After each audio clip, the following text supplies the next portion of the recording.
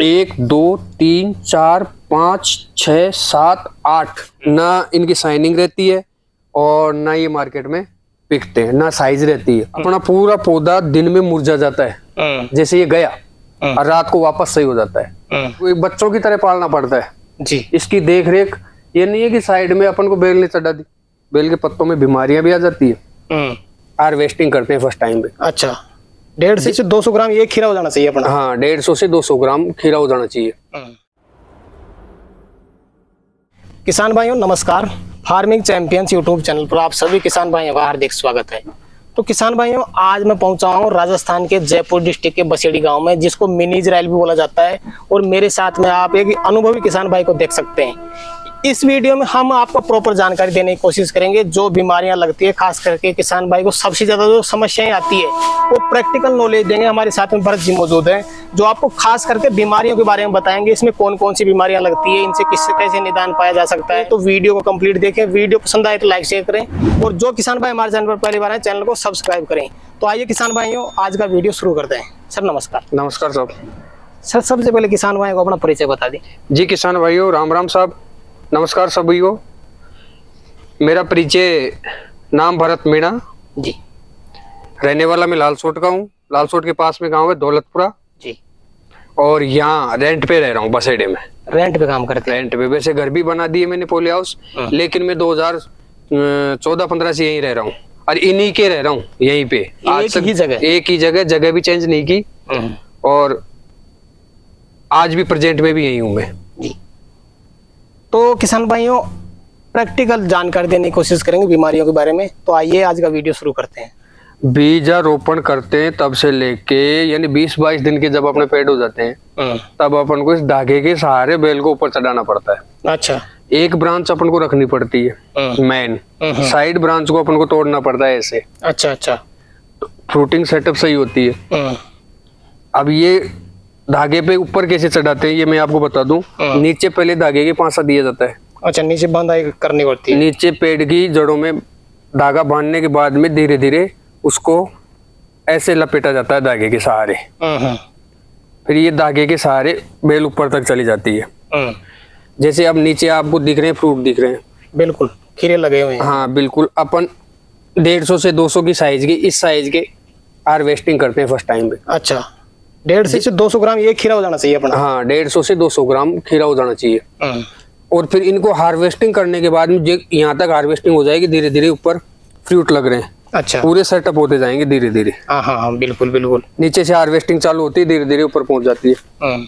जो ही अपनी bell growth करती है, ग्रोथ के साथ साथ अपन को धागे के सहारे इनको ऊपर चढ़ाना पड़ता है। सेकंड ब्रांच आपको हटानी पड़ती है। एक मेन ब्रांच है वो अपन को रखनी पड़ती है। बिल्कुल, जो ऊपर वाली होती है। हाँ, जो मेन ब्रांच है उसे रखना पड़ता है, बाकी साइड की ब्रांचें पूरी हटानी पड़ती है जी। और प्रत्येक बेल को मतलब ये मान के चलो कि अपने चाहे एक बच्चा पाल लो, या प्रत्येक पेड़ को एक बच्चों की तरह पालना पड़ता है जी। इसकी देख रेख ये नहीं है कि साइड में अपन को बेल नहीं चढ़ा दी, बेल के पत्तों में बीमारियां भी आ जाती है। बीमारियों को पता लगता है हमें पत्तों से। अच्छा, जैसे ये साइड ब्रांच हटा दी अपन ने, ये साइड ब्रांचें हटा दी। अब अपन को सिंगल फ्रूटिंग में बीज है किंग स्टार रिजवान का, मल्टी फ्रूटिंग में बीज आता है, मैं आपको बताऊंगा, भी लगा हुआ है इसमें भी। बीमारियों की पहचान अपन कैसे करते हैं? बीमारियों की पहचान अपने पेड़ के पत्तों से पता लगता है। पेड़ का पत्ता जैसे मान लो कि स्पष्ट सही दिख रहा है, इसका मतलब कोई बीमारी नहीं है। या फिर पत्ता पीला हो रहा है, या कोई स्पॉट हो रहा है, या मुरझा रहा है, या वेला हो रहा है। जैसे अब ये पेड़ का पत्ता है, ये देख सकते हैं। ये पेड़, आपको इन सब पेड़ों में डिफरेंस दिख रहा है। हाँ बिल्कुल, इसके पत्ते भी पीले हो रहे हैं, ग्रोथ भी कम है इसकी।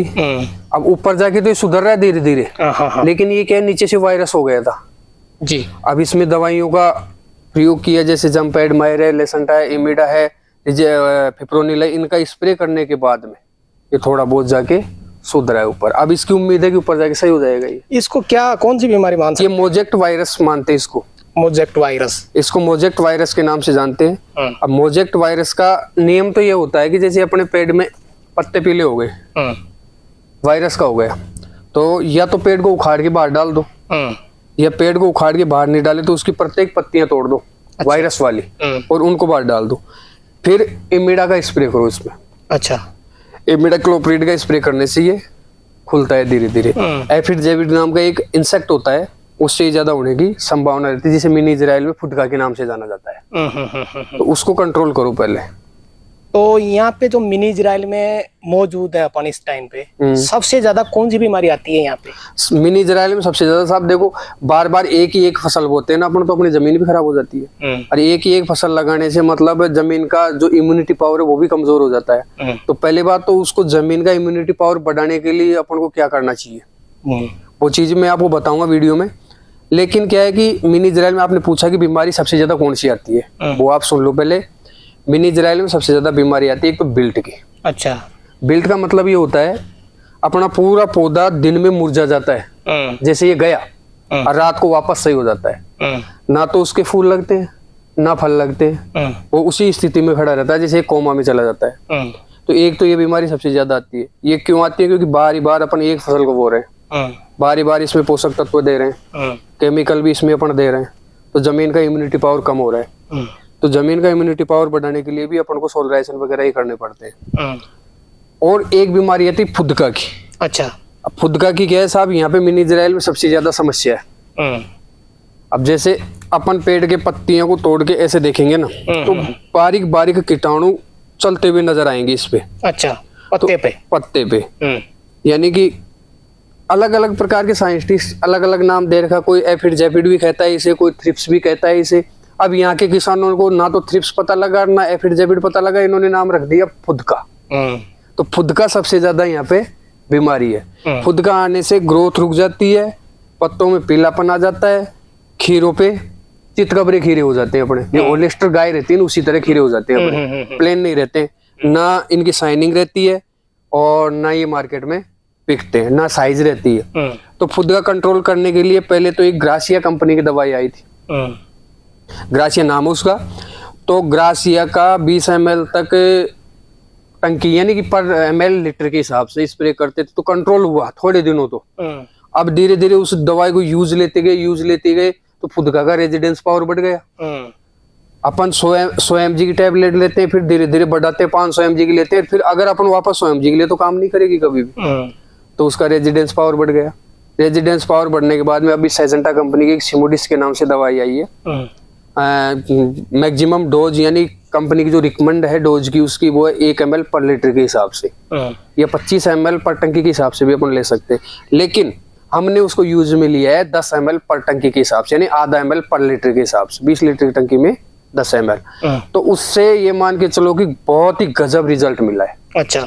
अगर हम उससे शुरुआत में 1 ml ले लेते तो हमारे पास कोई इलाज ही नहीं था इसको रोकने के लिए। आया था फुदका, इसमें भी आया था, लेकिन कंट्रोल हो गया जी। तो कंट्रोल, बीमारियां हर जगह आती है, कंट्रोल करना पड़ता है। तो यहाँ पे नीमाटोड वाली भी समस्या भी आती है? नीमाटोड देखो साहब, ये मिट्टी आप देख रहे हो, जो ये मिट्टी है रेतीली मिट्टी, बिल्कुल रेतीली मिट्टी है यहाँ पे, रेतीली मिट्टी है। रेतीली मिट्टी में सबसे ज्यादा नीमाटोड आता है। हाँ। तो नीमाटोड कंट्रोल करने के लिए एक तो क्या है, साल में अपन सोलराइजेशन करते हैं। तो सोलराइजेशन कई तो किस प्रकार से करते हैं, कई किस प्रकार से करते हैं, लेकिन 8-10 साल के हिसाब से मेरा जो मानना है सोलराइजेशन किस प्रकार होना चाहिए, मई या अप्रैल में 25 माइक्रोन या 30 माइक्रोन की पॉलीथीन आती है, वो अपन को जमीन में मतलब गोबर का खाद डालो, 1 एकड़ में कम से कम 30 ट्राली 100 फीट की गोबर का कच्चा खाद डालो। खाद डालने के बाद में बुआई जुताई करो, फिर उसकी सिंचाई करो जमीन की फव्वारों के माध्यम से। सिंचाई करने के बाद में पूरी जमीन गीली हो जाए अच्छी तरह से। गीली होने के बाद में फिर ये जो अपने ड्रिप लाइन है जो बेडों पे लगी हुई है, बिल्कुल लेबल करके जमीन को ड्रिप लाइन को बिछा दो बराबर के गैप से, और फिर पन्नी लगा दो इसमें। पन्नी लगाने के बाद में इसमें ड्रिप से पानी चलाओ। पन्नी में अपन को पानी दिखने लग जाए जमीन के ऊपर कि वास्तव में पानी खूब चल गया।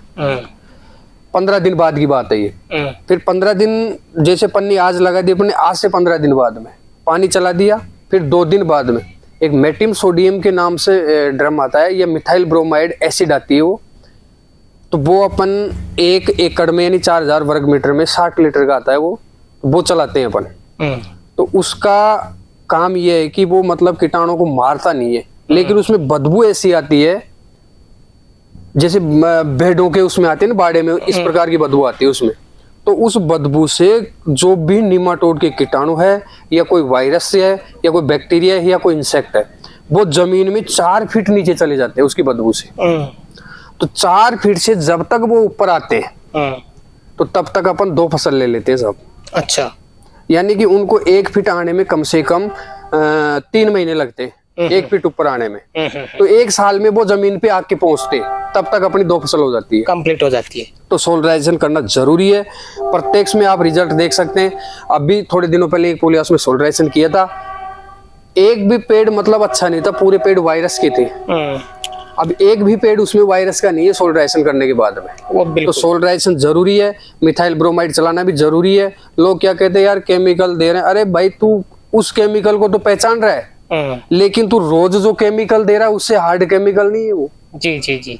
तो वो देख के कम से कम जमीन का तो शुद्धिकरण हो रहा है ना, तो जमीन का शुद्धिकरण करना भी जरूरी है। और फिर 15-15 दिन के हिसाब से पानी भी इसमें चलाना चाहिए सोलराइजेशन में, तब जाके ये पूरे फंगस अपने खत्म होंगे, खत्म होने के बाद में पैदा अच्छी मिलेगी जी। तो प्रत्येक चीजों का ध्यान रखना पड़ता है इसमें। अब मिनी इजराइल धीरे धीरे साहब ऐसे ही नहीं हुआ है, मिनी इजराइल में सब प्रयोग हुए हैं यहाँ पे। जी जी। अब जैसे मैं आपको बता दूं, ये एक फ्रूट आपको दिख रहा है पेड़ के लगा हुआ, ये आपको तोड़ के दिखा दूं मैं। इस फ्रूट में आपको ये दिख रही होगी, निशान दिख रहे हो, स्पॉट।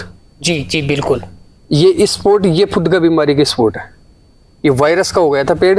अब इस प्रकार से अब ये धीरे धीरे बढ़ जाएंगे स्पॉट। अब ये बढ़ने के बाद में इतना बेकार लगने लग जाएगा यार, इसे कौन खाएगा। तो इन चीजों का ध्यान रखना पड़ता है। अभी आपने देखा कि शायद कोई से फ्रूट्स में आपको स्पॉट दिख रहे होंगे, बढ़िया प्रोडक्शन है। हार्वेस्टिंग करते हुए हमको 7-8 दिन हो गए। अभी जो नीचे का फर्स्ट प्रोडक्शन है उसकी हार्वेस्टिंग चल रही है। 7-7 8-8 खीरे एक पेड़ के सेट हो जाते हैं। अब देखो जैसे इस पेड़ के यहाँ तक खीरे सेट हो रहे हैं, इसमें से 5 या 6 खीरे तो हमने हार्वेस्टिंग कर लिए।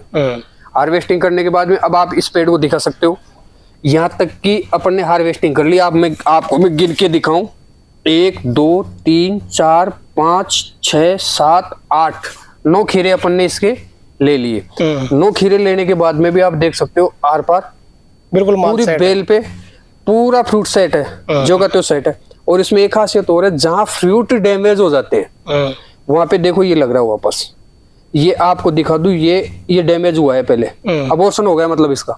अबॉर्शन होने के बाद में जहां अबॉर्शन हो जाता है ना, वहां फ्रूट दोबारा लगते हैं, अगर अपनी बेल सही है तो। जी जी जी। बेल में अगर कोई बीमारी नहीं है तो जहां जहां अपना अबॉर्शन हुआ है वहां दोबारा फ्रूट्स लगेंगे जी। अब वो अपने ऊपर डिपेंड करता है कि अपन उसे कैसे लेते हैं कैसे नहीं लेते हैं। कोई मुख्य और बीमारी हो वो भी बता दे किसान भाइयों को। मुख्य बीमारी तो जैसे व्हाइट फ्लाई है, माइट है, या फिर जेफिड है, या फिर बिल्ट है, जमीन की जो जड़ की बीमारी है वो है। इन बीमारियों का थोड़ा विशेष ध्यान रख ले, फिर आराम से आप हाईटेक खेती कर सकते हो। जानकारी कैसी लगी हमें कमेंट करके जरूर बताएं। हमने कोशिश की कि आपको प्रैक्टिकल जानकारी मिले, आप समझ पाएं कि बीमारियां कौन कौन सी लगती है, उनका निदान कैसे किया जाता है। तो जानकारी पसंद आए तो लाइक शेयर करें, और जो किसान भाई हमारे चैनल पर पहली बार आए चैनल को सब्सक्राइब करें। तो किसान भाइयों आज के लिए इतना ही, मिलते हैं नए वीडियो में, तब तक के लिए जय जवान जय किसान।